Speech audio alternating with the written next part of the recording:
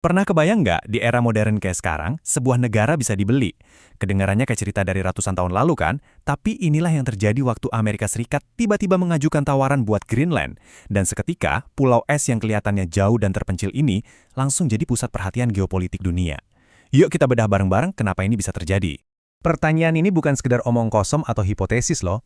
Ini pertanyaan nyata yang muncul dari sebuah proposal yang terus terang mengguncang dunia diplomasi. Rasanya kayak balik lagi ke zaman kolonialisme. Yap, Anda nggak salah dengar. Ini benar-benar tawaran resmi yang memicu badai diplomatik. Kenapa? Soalnya, ini bukan sekedar transaksi jual beli tanah. Ini menantang prinsip paling dasar, bahwa sebuah bangsa dan rakyatnya itu bukan barang dagangan. Jadi gimana bisa tawaran kayak gini muncul di abad ke-21? Nah, buat jawab itu, kita harus lihat dulu sejarah Greenland. Jadi apa sih yang bikin proposal pembelian ini mustahil secara hukum? Jawabannya ada di perjalanan panjang Greenland dari yang tadinya cuma wilayah jajahan sampai jadi sebuah bangsa yang punya kedaulatan. Ini cerita soal penentuan nasib sendiri. Coba kita lihat perjalanannya. Dimulai dari kolonisasi Denmark di tahun 1721, terus diintegrasikan ke Denmark di tahun 53, lalu mulai punya pemerintahan sendiri di tahun 79. Tapi momen kuncinya, game changernya ada di tahun 2009. Undang-undang ini secara resmi mengakui rakyat Greenland sebagai sebuah bangsa. Dan dalam hukum internasional, kata bangsa itu punya kekuatan yang luar biasa. Nah, inilah dia tameng hukumnya. Penentuan nasib sendiri. Prinsip ini yang jadi inti piagam PBB, intinya bilang gini, sebuah bangsa adalah bos atas takdirnya sendiri. Merekalah yang berhak nentuin masa depan politiknya, bukan negara lain yang datang bawa sekarung uang. Inilah alasan fundamental kenapa Greenland itu not for sale. Oke, jadi secara hukum jelas Greenland nggak bisa dibeli. Kasus ditutup kan?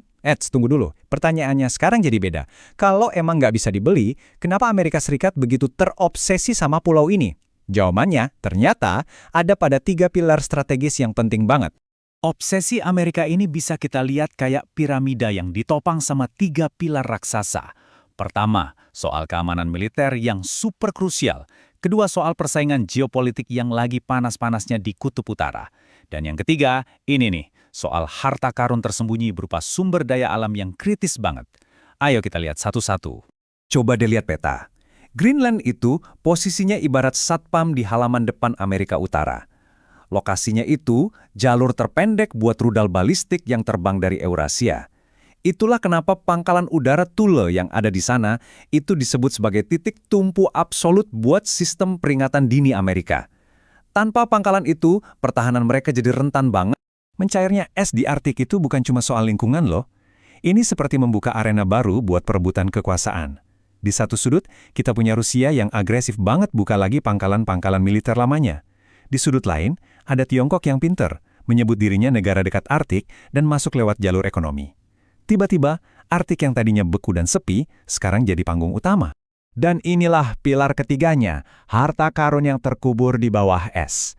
Greenland diperkirakan punya salah satu cadangan unsur tanah jarang terbesar di dunia. Apa itu?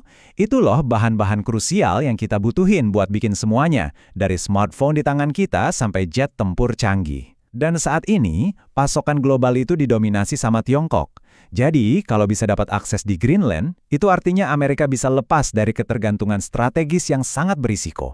Nah, dengan taruhan sebesar ini, gimana dong reaksi dunia pas Amerika Serikat nawarin buat beli Greenland? Jawabannya singkat, cepat, serempak, dan sangat negatif. Menariknya, penolakan keras pertama justru datang dari sekutu dekat AS sendiri, yaitu Denmark. Perdana Menteri mereka bukan cuma nolak, tapi juga bilang ide itu absurd. Pesannya jelas banget. Greenland itu bukan punya Denmark buat dijual. Greenland itu ya punya rakyat Greenland. Tapi tentu saja suara yang paling penting datang dari Greenland sendiri. Mereka dengan tegas bilang apa mau mereka. Aliansi mereka itu sama Denmark dan Eropa. Dan mereka nggak ada minat jadi bagian dari Amerika. Ini adalah penegasan hak penentuan nasib sendiri yang paling nyata. Nah, disinilah situasinya jadi makin panas. Kabarnya AS sampai mengancam akan pakai senjata tarif dagang. Ini eskalasi yang serius banget. Menggunakan tekanan ekonomi ke sekutu NATO gara-gara masalah kedaulatan wilayah mereka sendiri, itu langkah yang nggak biasa dan dianggap sebagai pelanggaran kepercayaan dalam aliansi. Dan inilah yang dikhawatirkan oleh sekutu-sekutu Eropa lainnya.